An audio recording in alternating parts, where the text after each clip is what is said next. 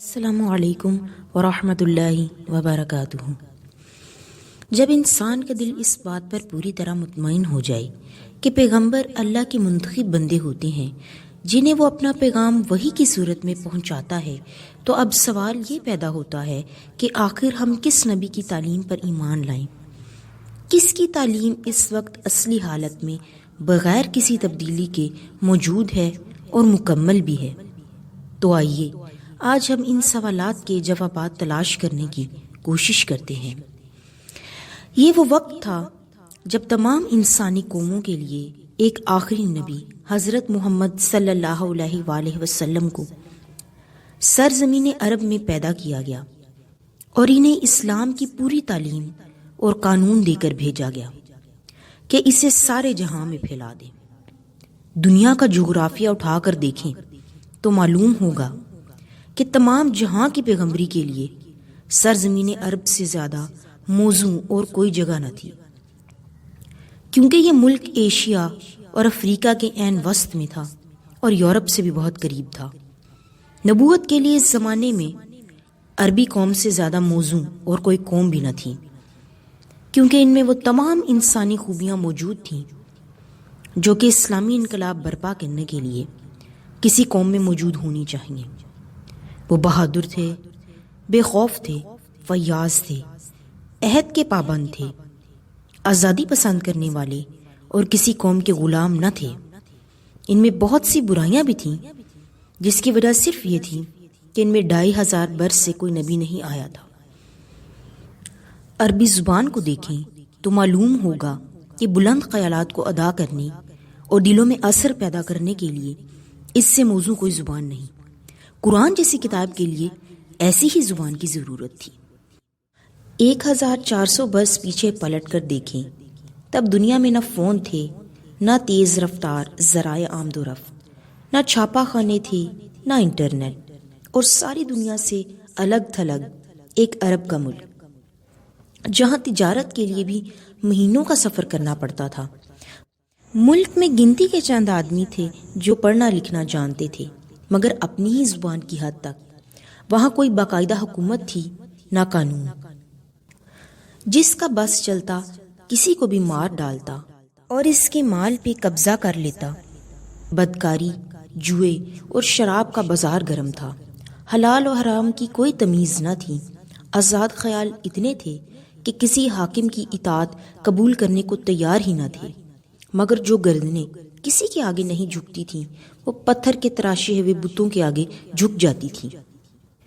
ایسی قوم اور ایسے حالات میں ایک شخص پیدا ہوتا ہے جس کے سر سے ماں باپ اور دادا کا سایہ بچپن ہی میں اٹھ جاتا ہے۔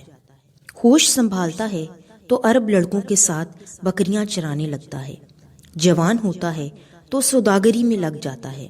اٹھنا بیٹھنا انہی عربوں کے ساتھ ہے، مگر عادتیں سب سے جدا۔ کبھی جھوٹ نہیں بولتا، بد کلامی نہیں کہتا، زبان انتہائی میٹھی، نہایت ایماندار، انتہائی شرم و حیا والا، یتیموں اور بیواؤں کی مدد کرنے والا، بھوکوں کو کھانا کھلانے والا، اور سب سے بڑھ کر بتوں سے سخت نفرت کرنے والا، یعنی گھٹا ٹوپ اندھیرے میں ایک شمع روشن۔ 40 برس کے قریب اسی طرح کی پاکیزہ، صاف اور اعلیٰ درجہ کی زندگی بسر کرنے کے بعد اچانک ایک دن اس کو تاریکی میں روشنی کی کرن نظر آتی ہے۔ وہ آبادی سے دور ایک پہاڑ کے غار میں جا جا کر تنہائی اور سکون کے عالم میں کئی دن گزارتا تھا۔ وہاں سے نکل آتا ہے اور قوم کے پاس جاتا ہے۔ ان سے کہتا ہے، یہ بت جن کی تم عبادت کرتے ہو انہیں چھوڑ دو اور ایک اللہ کی عبادت کرو جس نے اس دنیا کو پیدا کیا اور وہی اسے چلا رہا ہے۔ یہ چوری، لوٹ مار، شراب، جوا، بدکاریاں سب گناہ ہیں، انہیں چھوڑ دو اور انصاف اور عدل کا راستہ اختیار کرو۔ سچائی اور خدا پرستی پر قائم ہو جاؤ۔ مرنے کے بعد تم سب کو خدا کے ہاں حاضر ہونا ہے اور وہاں تم کو اپنی اس دنیاوی زندگی کا حساب دینا ہوگا۔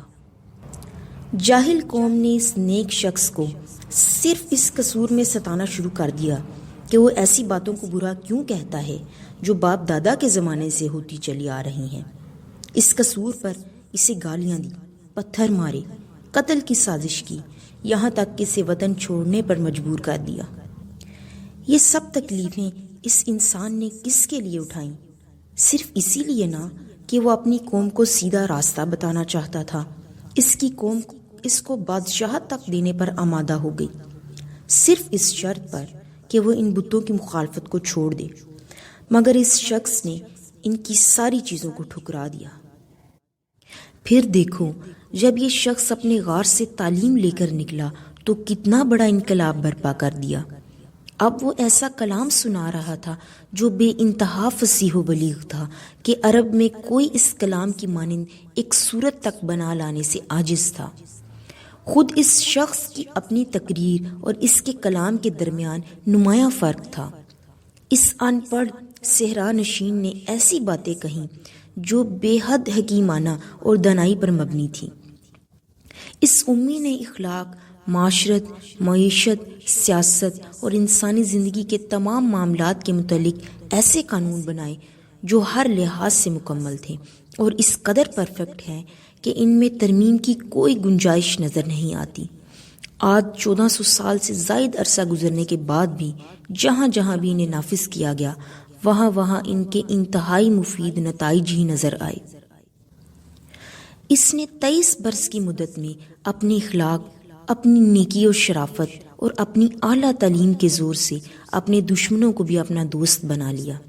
بڑی بڑی طاقتیں اس کے مقابلے کے لیے اٹھیں اور شکست کھا کر اس کے قدموں میں آ رہیں، مگر جب اس نے فتح پائی تو کسی سے کوئی بدلہ نہ لیا اور دنیا کی تاریخ میں روشن مثالیں قائم کی۔ اس کی تعلیم و تربیت کا اثر یہ ہوا کہ جو عرب اس وقت دنیا کی قوموں میں سب سے زیادہ پست تھے، وہ اس تنہا انسان کے اثر سے ایسے زبردست ہو گئے کہ ایران، روم اور مصر کی عظیم الشان سلطنتوں کے تختے الٹ دیے۔ اب سوال یہ پیدا ہوتا ہے کہ ایک انتہائی جاہل قوم اور تاریک ملک میں پیدا ہونے والے اس شخص میں 40 برس کی عمر کو پہنچنے کے بعد کہاں سے یکایک اتنے کمالات جمع ہو گئے؟ کہاں سے اس کے پاس علم آیا کہ ایک اکیلا انسان وقت کا بے نظیر سپہ سالار بھی ہے، جج بھی ہے، بے مثال فلاسفر بھی ہے، حیرت انگیز ماہر سیاستدان بھی ہے، راتوں کو گھنٹوں عبادت بھی کرتا ہے، بیوی بچوں کے حقوق بھی ادا کرتا ہے، لوگوں کی مدد بھی کرتا ہے، بادشاہی ملنے پر بھی فقیر کسی زندگی بسر کرتا ہے، اور یہ حیرت انگیز کمالات دکھا کر بھی یہی کہتا ہے کہ میرے پاس اپنا کچھ بھی نہیں، سب کچھ خدا ہی کا ہے، اور جو کلام میرے پاس آیا ہے وہ اسی خدا کا کلام ہے جس نے اس کائنات کو پیدا کیا۔ اب بتاؤ کہ ایک ایسے شخص کو خدا کا سچا پیغمبر کیوں نہ مانا جائے؟ ان سب کمالات کو دکھا کر وہ 1% کریڈٹ بھی خود نہیں لیتا اور صرف یہی کہتا ہے کہ یہ سب خدا ہی کی طرف سے عطا کردہ ہے۔ یہ ہے اس شخص کی سچائی، اور ان کی پیغمبری کی دلیل خود ان کی اپنی سچائی ہے۔ جو شخص بھی صاف دل سے، حق پسندی سے اور انصاف کے ساتھ ان کو پڑھے گا، اس کا دل خود گواہی دے گا کہ وہ ضرور خدا کے سچے پیغمبر ہیں۔ اور اس بے نظیر کتاب کو جو شخص بھی کھلے دل سے پڑھے گا، اس کو اقرار کرنا ہوگا کہ یہ ضرور خدا کی کتاب ہے۔ کوئی انسان ایسی کتاب تصنیف ہی نہیں کر سکتا۔ وما علینا الا البلاغ المبین۔